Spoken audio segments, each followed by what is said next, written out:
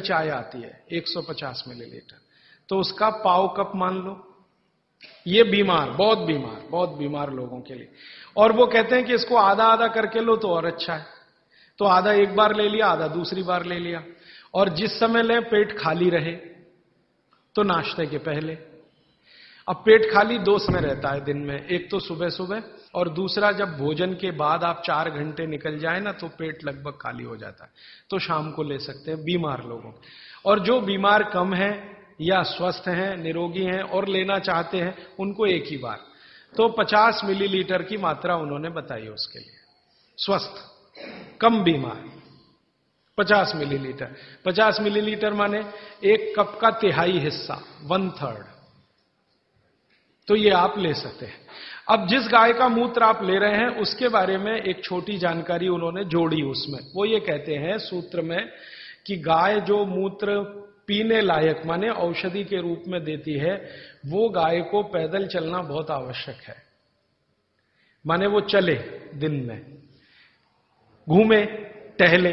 बांधी हुई गाय जिसको आप चलने ही मत दो, घर में ही बंधी रहे, उसके मूत्र के बारे में भागवत जी कहते हैं कि वो उपयोगी नहीं है, उपयोगी नहीं। अब हमने क्या देखा कि ये जो जर्सी गाय है ना, जर्सी, होलिस्टियन, फ्रीजियन, ये बंधी हुई गाय है। आप इसको छोड़ भी दो तो जाती नहीं है, बद्ध से बैठ जाती है। खड़ा करो फिर बैठ जाएगी, फिर खड़ा करो फिर, खड़ी भी नहीं होती, ज्यादा देर बैठी रहेगी। चलना तो उसके लिए इतना भारी है कि जब वो चलेगी तो ऐसी कराह निकलती है उसके मुंह से। तो ये बंधी हुई गाय है। भागवत जी कहते हैं बंधी हुई गाय का मूत्र अच्छा नहीं है। तो हमने जर्सी का निकाल के देखा, वो सच में अच्छा नहीं। जर्सी गाय के मूत्र में 3 ही घटक है और देशी गाय के मूत्र में 18 घटक है। जो कुछ मिट्टी में है वो गाय के मूत्र में है।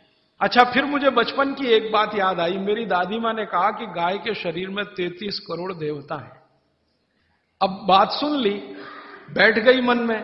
एक्सप्लेनेशन में पूछता था अपने आप से कि ये कैसे हो सकता, 33 करोड़ देवता, 33 करोड़ देवता। तो हमारे यहां एक शब्द है कोटि। कोटि, कोटि है ना, कोटि।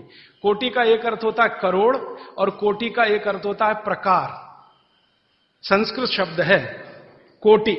कोटि का एक अर्थ है करोड़, 10 करोड़, 20 करोड़, 50 करोड़, जो गिनती में आप गिन। कोटि का दूसरा अर्थ है प्रकार। तो शायद यहां पर जो अर्थ है वो प्रकार वाला है। 33 प्रकार के देवता, 33 करोड़ नहीं, क्योंकि जिस समय भागवत जी ने लिखा था उस समय हिंदुस्तान की आबादी 20 करोड़ से कम रही होगी। तो 33 करोड़ देवता कैसे हो सकते हैं जब कुल मनुष्यों की संख्या इतनी कम है? तो शायद वो प्रकार वाला है। और आजकल बहुत लोग खिल्ली उड़ाते हैं ना हिंदू धर्म की, ये ईसाई लोग और मुसलमान लोग जो खिल्ली उड़ाते हैं ना, वो इसी पे आ जाते हैं। क्या बात करते हो, 33 करोड़ देवता हैं तुम्हारे यहां? हमारे यहां तो एक ही देवता है और देवता तो एक ही होता है। तो वो शायद 33 प्रकार के देवता हैं, ऐसा है। अब मैंने एक बार पुराने शास्त्रों से गाय का एक चित्र निकला हुआ देखा, तो देवताओं का बना हुआ था कि गाय के शरीर में कौन कहां है। जैसे गाय के मूत्र में धन्वंतरी देवता है, गाय के गोबर में लक्ष्मी जी का निवास है। एक संस्कृत सूत्र है गोमय वसति लक्ष्मी, गाय के गोबर में लक्ष्मी है, गोमूत्र में धन्वंतरी है, गाय के गले में शंकर जी हैं। ऐसे ऐसे करके है। अब मैंने कहा करके देखो भाई, हैं तो करके देख लो। तो पहली बात तो समझ में तुरंत आ गई कि गोमूत्र से इतने रोग ठीक हो रहे हैं और धन्वंतरी तो आरोग्य के लिए ही उत्पन्न हुए थे, तो मूत्र में धन्वंतरी तो है पक्का। गोबर में लक्ष्मी है क्या? तो हम लोग 6-7 साल से ये प्रयोग कर रहे हैं और अब जाके हम ये कह सकते हैं कि सच में महालक्ष्मी है गोबर में, लक्ष्मी नहीं महालक्ष्मी। क्योंकि हमने गोबर का उपयोग किया खेतों में, यूरिया डीएपी बंद करा दिया। भारत में हमारा जो अभियान है ना, हिंद स्वराज अभियान, आजादी बचाओ आंदोलन, इसके करीब करीब कार्यकर्ता पूरे देश में 18-20 हजार ऐसे हैं जो गोबर से ही खेती करते हैं। यूरिया का एक दाना नहीं डालते, डीएपी नहीं डालते, गोबर ही डालते। जब जरूरत पड़े गाय का गोबर डालते। और उनकी खेती पहले से इतनी अच्छी है कि उत्पादन उनका 2 से 3 गुना बढ़ गया। पहले हमारा कोई कार्यकर्ता कपास करता था तो यूरिया डीएपी से 1 एकड़ में 2-2.5 क्विंटल, अब गोबर डाल के करता है तो 7 क्विंटल कपास। पहले हमारा एक कार्यकर्ता गेहूं करता था तो यूरिया डीएपी से 1 एकड़ में 12 क्विंटल गेहूं। अब गोबर से गेहूं करता है तो 24 से 25 क्विंटल गेहूं उसी 1 एकड़। धान करते थे, चावल करते थे, तो यूरिया डीएपी से आता था मुश्किल से 15-17 क्विंटल धान, चावल उसमें भी कम होता था। अब हम धान करते हैं तो 30 क्विंटल तक आता है उसी गोबर से। बाजरे में किया, मक्के में किया, गन्ने में तो इतना अद्भुत परिणाम है कि यूरिया डीएपी का गन्ना करो तो गन्ना ज्यादा से ज्यादा 8 फीट ऊंचा होता है, गोबर से गन्ना करो तो 14 फीट तक ऊंचाई जाती है। गन्ने में यूरिया डीएपी से रिकवरी 8% है, गोबर से रिकवरी 14-15% है। और जो गोबर से गन्ना करें और उसका गुड़ बनाए, रस से गुड़ बनाए, तो वो गुड़ का अंतरराष्ट्रीय बाजार में भाव 70 रुपए किलो है और आप 15 रुपए किलो खरीदने में परेशान हैं। क्योंकि इंटरनेशनल मार्केट में लोग कहते हैं कि जी गोबर का गन्ना और उसका रस और गुड़ मिलता नहीं किसी देश में, भारत में ही संभव है, क्योंकि देशी गाय ही भारत में है और किसी के पास देशी गाय है नहीं। तो गोबर में लक्ष्मी है, क्योंकि आप उत्पादन बढ़ाएंगे, बाजार में बेचेंगे, लक्ष्मी आएगी। तो गोमय वसति लक्ष्मी, गोमूत्रे धन्वंतरी, सूत्र कुछ ऐसा है कि मूत्र में धन्वंतरी, गोबर में लक्ष्मी। अब ये गोबर पर एक्सपेरिमेंट करते करते हम यहां तक आए हैं कि गाय के गोबर में से गैस निकलती है। ये गैस से आप अपने घर का चूल्हा तो जला ही सकते हैं, ये तो पुरानी बात है। अभी आज की बात जो है वो ये कि गाय के गोबर से निकली हुई गैस से गाड़ी चला सकते हैं। गाड़ी माने Tata Sumo, Tata indica, Tata Sierra, Tata की वो सफारी, ये सब चलती है, बहुत आराम से चलती है। गोबर गैस है ना, उसको सिलेंडर में भरो और वो सिलेंडर गाड़ी में लगा दो तो बिना इंजन बदले और कोई तकलीफ किए वो ही गाड़ी दौड़ती है।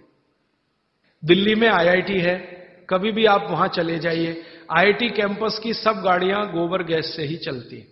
और इस आधार पर सुप्रीम कोर्ट में एक केस का अभी फैसला हुआ है। हमारे देश का अदालत अब तक ये कहती थी कि गाय दूध न दे तो बेकार है, काट दो। अब सुप्रीम कोर्ट ने अपना फैसला बदल दिया, वो कहते हैं ये दूध नहीं दे तो भी उतनी ही उपयोगी है, क्योंकि गोबर दे रही है और मूत्र दे रही है। कोर्ट ने अपना जजमेंट बदला, ये भारत के इतिहास में पहली बार हुआ। सुप्रीम कोर्ट ने अपना पुराना जजमेंट बदला, ये एक्सपेरिमेंट होने के बाद।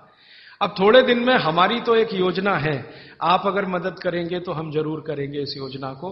गांव गांव जहां भी गाय है वहां गोबर है। गोबर है तो हम क्या करने वाले हैं, गोबर गैस प्लांट छोटे छोटे हर जगह, गैस निकालो और सिलेंडर में भरो।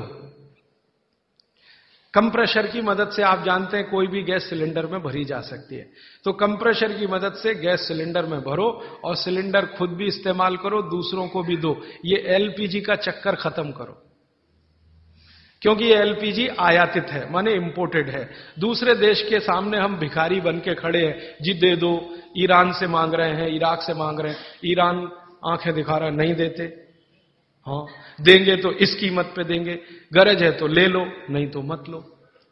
तो हमारी सरकार भीगी बिल्ली बनी हुई उनके सामने रिरियाती है, गिगियाती है। ये चक्कर अभी खत्म करना, हमको तो डीजल पेट्रोल ही खत्म करना है इस देश में, जरूरत ही नहीं डीजल पेट्रोल। जब तक गाय जीवित है उसका गोबर है, गोबर से गैस है, गैस से सब चलेगा। आपकी बिजली भी बना लो, गाड़ियां भी चला लो, रसोई गैस भी जला लो, घर के सब काम गोबर गैस से हो सकते हैं। और गोबर गैस की बनाई हुई रोटी का स्वाद आपके एलपीजी की रोटी के स्वाद से कई गुना अच्छा है, करके देख लीजिए आप। तो हमारी भविष्य की योजना है कि हम इस अभियान में आगे ये करने जा रहे हैं, गांव गांव के कार्यकर्ताओं को प्रशिक्षण देके कैसे गोबर गैस बनाई जाए, कैसे प्लांट लगाया जाए, कैसे उसको निकाला जाए, गैस को कैसे सिलेंडर में भरा जाए। जिस दिन ये काम बड़े पैमाने पर चल पड़ा, हिंदुस्तान को डीजल पेट्रोल एक बूंद खर्च करने की जरूरत नहीं, गाय से ही देश चलेगा। तो समझ में आएगा कि इसमें महालक्ष्मी है गाय के गोबर, लक्ष्मी नहीं महालक्ष्मी। भारत में 17 करोड़ गाय है, इसकी डबल चाहिए, 34 करोड़ में यह हो जाएगा। हमने जो हिसाब निकाला है, एक गाय का गोबर एक दिन में 10 किलो। अभी 17 करोड़ गाय है तो एक दिन का उनका गोबर है 170 करोड़ किलो। लेकिन सारे देश के डीजल की खर्चा और पेट्रोल का खर्चा और एलपीजी का खर्चा, ये पूरा अगर हम कवर करना चाहें तो गाय चाहिए 34 करोड़। हम आधे का तो कर सकते हैं। आज जितनी गाय है 34 करोड़। अब ये 34 करोड़ गाय कहां से आएगी? ये तभी आएगी जब कटना बंद हो। आप अगर इसका संरक्षण करें, गाय का कटना इसका बंद करा दें, तो गाय की संख्या अपने आप 34 करोड़ हो जाएगी। क्योंकि भारत की जो गाय है, देशी गाय, वो 20 साल जीवित रहती है और 20 साल में कम से कम 17 बार मां बन सकती है वो भारत की गाय। और ये जो जर्सी है ना, इसकी उम्र ही नहीं है। ये ज्यादा से ज्यादा 8 से 9 साल जीवित रहती है और 8 से 9 साल में 5-6 बार ही मां बनती है। और भारत की जो देशी गाय है, इसके बारे में भागवत कहते हैं कि इससे जैसी कोई दूसरी चीज भगवान ने नहीं बनाई। भागवत जी कहते हैं कि इसके जैसी दूसरी चीज कोई भगवान ने नहीं बनाई। ये देशी गाय है, मां बनेगी, बछड़ा आएगा, बछड़ी आएगी तो गाय बनेगी, बछड़ा आएगा तो बैल बनेगा। और देशी गाय का बछड़ा ही बैल बनता है, ये जर्सी वाला नहीं बनता। क्योंकि देशी गाय के शरीर पर कंधा है, तो कंधा चाहिए ना बछड़े को बैल बनने के लिए, तो वो तभी संभव है। इसलिए देशी गाय का संरक्षण करना बहुत जरूरी है। आप बोलेंगे जी संरक्षण कैसे हो? भागवत जी कहते हैं कि भारत को भगवान की सबसे अच्छी देन है वो ये गाय है, जिसको हम देशी गाय कहते हैं। इसकी हमेशा सेवा करो तो ये संरक्षित हो। शायद इसलिए हमारे बुजुर्गों ने कहा गाय की सेवा करो तो मोक्ष मिलेगा, 33 प्रकार के देवता खुश रहेंगे। और मैंने करके देखा, ये देशी गाय आप घर में रखो, उसकी सेवा करो, सवेरे सवेरे सो के उठो, बस गाय को देखो, कुछ मत करो, बैठ जाओ, देखो उसको सामने, और आपके शरीर में इतनी खुशी और आनंद पैदा होगा उसका चेहरा देखने मात्र से। करके देख लो इसको। मैं अभी एक एक्सपेरिमेंट कर रहा हूं। डिप्रेशन के कुछ मरीजों को मैंने इकट्ठा किया है एक गौशाला में डिप्रेशन के मरीजों को इकट्ठा किया है। कोई दवा नहीं देते। वो कहते हैं जी गाय के सामने बैठो बस और देखो, उसको देखो, उसकी आंखें देखो। आंखों में जितनी सुंदरता है देशी गाय की, कहीं नहीं मिलेगी आप। और जो आप गाय पहचान सकते हैं, भारत में एक गाय है, किल्लारी गाय कहते हैं उसको, किल्लारी गाय, एकदम गुलाबी आंखें, सुर्ख गुलाबी आंखें। उसकी आंखें देख लिया आपने तो डिप्रेशन और अवसाद आपका खत्म हो जाए। इतना आनंद मिलता है गाय को देखने से। तो गाय देखने मात्र से अगर आनंद की प्राप्ति हो रही है तो ये उसकी सबसे बड़ी विशेषता है। मूत्र से तो बीमारियां ठीक हो ही रही हैं, गोबर से तो बहुत कुछ हो ही रहा है अपने देश में। उसकी आंखें देखने मात्र से खुशी पैदा होती है। और उसी गाय के साथ एक भैंस को देख लो, बराबर में एक गाय खड़ी कर लो, एक भैंस खड़ी, भैंस का चेहरा देख लो आप, तो ना हो तो डिप्रेशन हो जाएगा। हाँ, भैंस का चेहरा देखते ही मन में जो पैदा होता है ना, वो वॉमिटिंग सेंसेशन जैसा कुछ, और गाय का चेहरा देखते ही खुशी। तब मुझे ये सब बातें समझ में आई कि हमारे पूर्वज पुरखे गाय के लिए कितने प्रेमी और कितना उसको बचाने के लिए लगे रहे। और आप जानते हैं कि इस हिंदुस्तान की आजादी की लड़ाई गाय से शुरू हुई। जो 1857 में मंगल पांडे ने गाय की चर्बी के कारतूस की बात सुनी नहीं होती, तो गोली मारी नहीं होती, तो क्रांति शुरू नहीं होती। और महात्मा गांधी जो इस आजादी के आंदोलन के सबसे बड़े नेता थे, वो ये कहते थे, मेरा शरीर काट दो, गाय को मत काटो। और एक जगह तो गांधी जी ने अंग्रेजों को कड़क भाषा में कहा कि तुम भारत को गुलाम रखना चाहते हो, रखो, गाय काटना बंद कर दो, मैं आंदोलन वापस ले लूंगा। वो कहते हैं गाय बच गई तो आजादी तो आ ही जाएगी। एक बार गांधी जी को एक अंग्रेज पत्रकार ने पूछा कि आपको आजादी और गाय दोनों में से क्या चाहिए? तो कहते हैं गाय बचा दो, आजादी तो आ ही जाएगी। गांधी जी जैसे आदमी को इतना लगता था। और गाय के बारे में इतनी सारी अच्छी बातें कहते हुए एक खराब बात कह दूं कि यही गाय सबसे ज्यादा कट रही है। और आप जिस राज्य में रहते हैं वहां सबसे ज्यादा कट रही है, तमिलनाडु और केरल।